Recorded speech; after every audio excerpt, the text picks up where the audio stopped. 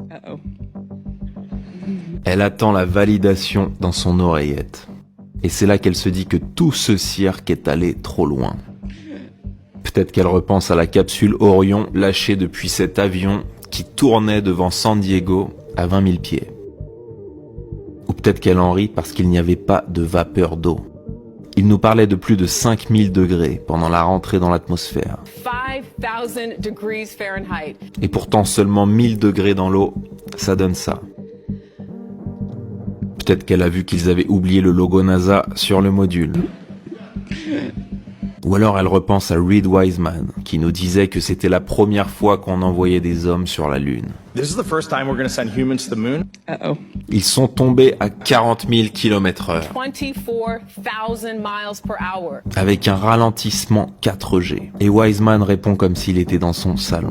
Houston, Integrity, we have you loud and clear. Regardez cet exemple à 3,6G. Donc là, aucun souci. Et pas besoin de protection pour ouvrir le side hatch. À la place, ils nous font un signe satanique de la main et sont prêts pour une nouvelle interview. Parce que c'est ça leur vrai métier.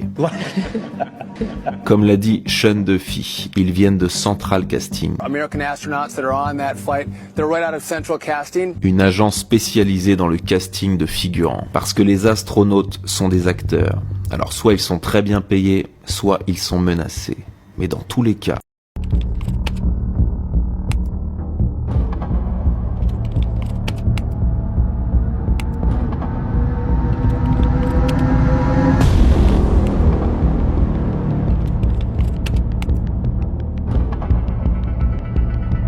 l'espace est un prank. Et le lancement d'Artemis 2 est prévu demain pour le poisson d'avril. La première photo officielle de la Terre a aussi été prise le 1er avril 1960. Ça fait plus de 50 ans qu'ils se payent votre tête avec des images de synthèse. Jack Parsons, un des vrais fondateurs de la NASA, était un sorcier du sexe. Il faisait des rituels d'orgie pour invoquer Babylone et féconder ses fusées pour qu'elles percent le firmament.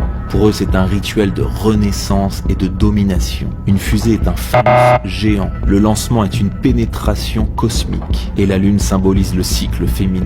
NASA en hébreu signifie séduire et décevoir. Donc les astronautes sont des humoristes. You guys land on the moon, No, which you was didn't. No, you didn't. what? So you watched animation. Mais vous avez été tellement conditionnés à y croire que même quand ils avouent ouvertement, vous ne voyez rien.